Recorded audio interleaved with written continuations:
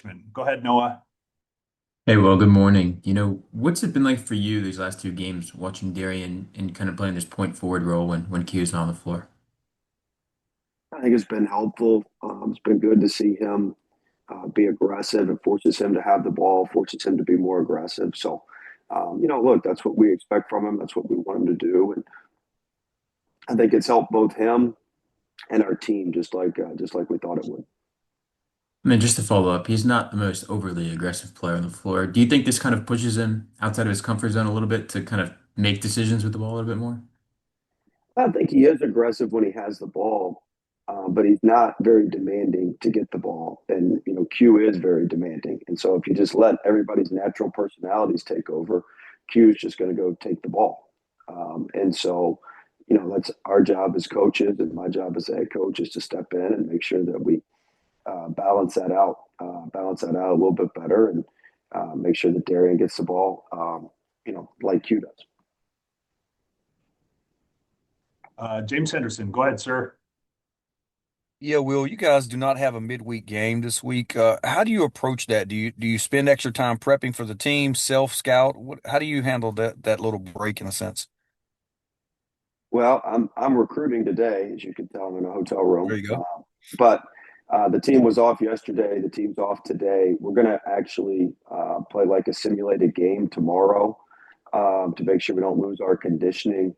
We're going to Wednesday we're going to be off, so tomorrow we'll work on ourselves and do a simulated game, and then Wednesday we're off, and then we'll start our prep for Georgia Tech Thursday and Friday.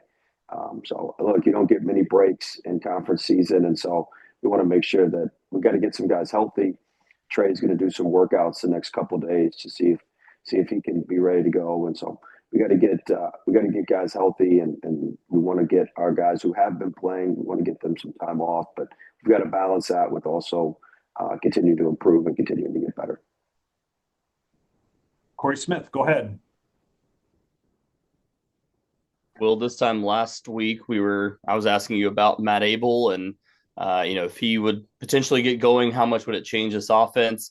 How much do you feel like his production, especially with Trey being out, has helped to kind of jumpstart this offense and give it another level?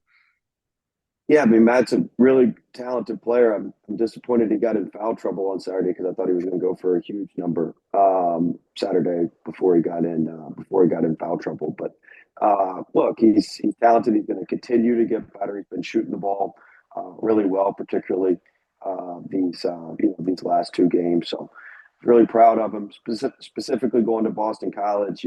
That's where his father played. His father was a very good player up there, and having a little bit of extra pressure. And I know he wanted to play well up at Boston College, and for him to be able to come out and play well in that game, and then follow that up with another great game against Florida State, even battling through some of the foul trouble. But I was really pleased with, he missed his first couple shots at Florida State, and then he came back and really, and then just hit just about everything from there. So I thought that showed just some great growth, and it was really good for him as we continue to move forward. And as a quick follow up to that, too, I mean, you talked about wanting to see more effort early on in the season from the team, especially when you're winning big games or winning games big. I mean, how much did you see that from the team on Saturday, despite already winning, 25 point or leading by 25 points at the half, still coming out with that same energy in the second half? Well, I didn't think we got off to a great start in the second half. We gave up an or we got a jump ball on a rebound off a free throw, first possession. They cut it to 17. So, look, we've got to clean some of that up. That's part of what we're going to simulate in the game tomorrow. But I thought our energy to start the game was very, very good, especially for noon on the road, and we were able to get a lead and then stretch our legs from there. Thank you. Go next to Jaden Watson Fisher. Go ahead, Jaden. Yeah, well, is there any area where, that maybe y'all struggled in earlier in the season that you're happy with maybe you are in terms of where you've grown at all? I don't know if we struggled, but I was very worried about our defensive rebounding, and we're top 25 in the country in defensive rebounding rate. So that was something I did not anticipate. We did not anticipate. And so I'm pleased with that compared to where I thought we may be. Go back to Noah Fleischman. Will, Terrence, the last two games has really given you a boost. What's it been like seeing him respond? I guess after the start of the season just wasn't kind of going the way that maybe you guys thought it would. He's finally healthy.